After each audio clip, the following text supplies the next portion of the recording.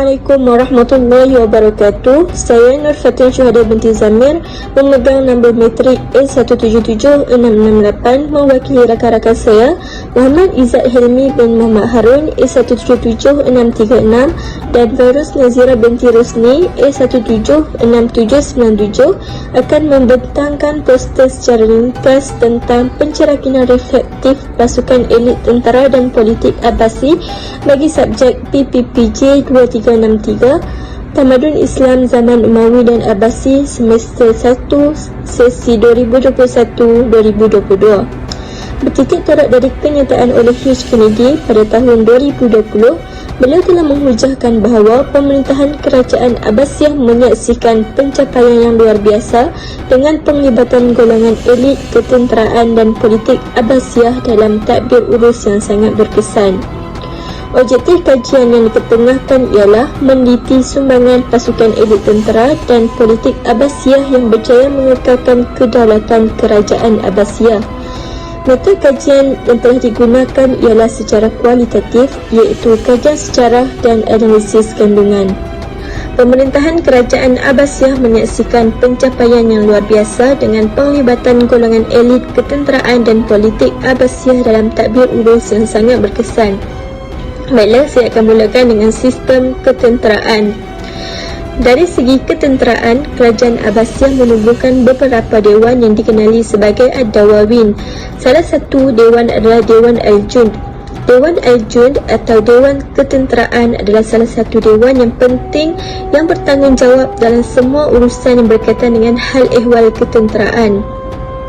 Perkara ini termasuklah dalam menyediakan segala keperluan asas tentera yang sedia ada serta bertanggungjawab melatih dan memberi latihan kepada tentera yang baru.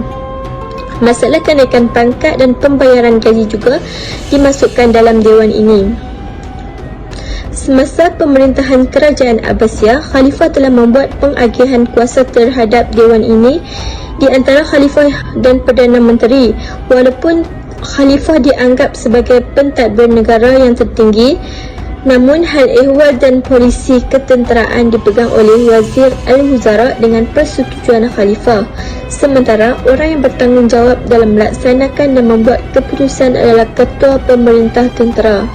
Tugasan ini meliputi semua aspek sama ada berkaitan daripada pengurusan, strategi peperangan dan perkara-perkara teknikal seperti kelengkapan ketenteraan, bekalan, bahkan mengawasi sikap dan disiplin juga diletakkan di bawah perhatian ketua tentera. Seterusnya ialah ciri-ciri pasukan elit. Anggota pasukan elit mestilah mudah berhijrah ke tempat yang jauh.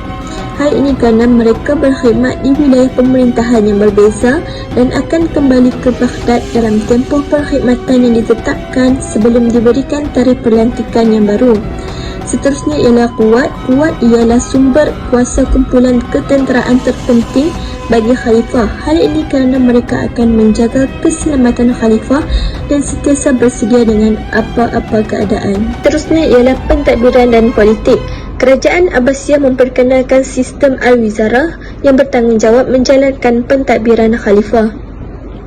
Dewan Al-Wizarah ataupun institusi kementerian merupakan perkembangan baru dalam sistem pentadbiran Islam. Dengan penumbuhan institusi ini, tanggungjawab Khalifah dalam soal pentadbiran dapat dikurangkan dan ini memberi peluang kepada Khalifah untuk memberi tumpuan kepada hal yang lebih penting seperti politik, ekonomi, pembangunan dan perkara lain yang boleh memajukan negara. Menjalinkan hubungan diplomatik dengan kerajaan lain merupakan salah satu strategi politik yang digunakan semasa pemerintahan Abbasiyah. Hubungan diplomatik ini bermula dengan sektor perdagangan yang dijalinkan dengan negara China. Kerajaan Abbasiyah menjalinkan hubungan diplomatik dengan China di mana Khalifah Harun Ar-Rashid dikenali sebagai A'lun. Disebabkan hubungan diplomatik yang baik ini, kerajaan China telah membenarkan pedagang Islam tinggal di negara mereka hingga melahirkan komuniti Islam di Canton.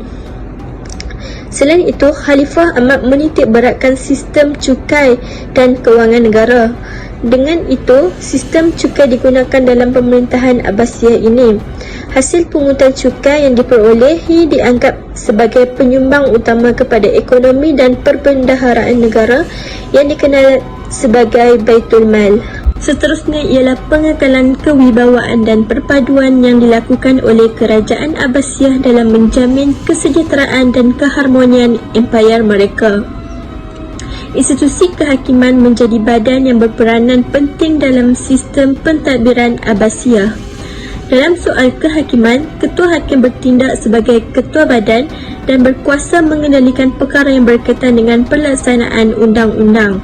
Seterusnya adalah penghapusan konsep diskriminasi etnik yang wujud sebelum ini pada zaman pemerintahan Umayyah. Semasa pemerintahan Abbasiyah, penghapusan diskriminasi dilakukan secara besar-besaran. Kerajaan Abbasiyah telah mengamalkan konsep sama rata terhadap seluruh rakyatnya.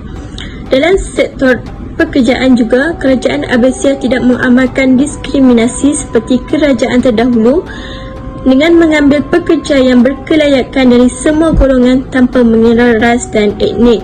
Akhir sekali, Kerajaan Abbasiyah juga merombak sistem pentadbiran sedia ada dan menyusun semula struktur masyarakat dan pentadbiran awam. Dalam menyusun semula struktur masyarakat, Kerajaan Abbasiyah telah memberikan kebebasan kepada masyarakat dalam bidang kemahiran termasuk pentadbiran tanpa mengira keturunan dan warna kulit. Seterusnya, Kerajaan Abbasiyah juga melantik golongan bukan Arab ke jawatan tertinggi dalam pentadbiran Abbasiyah.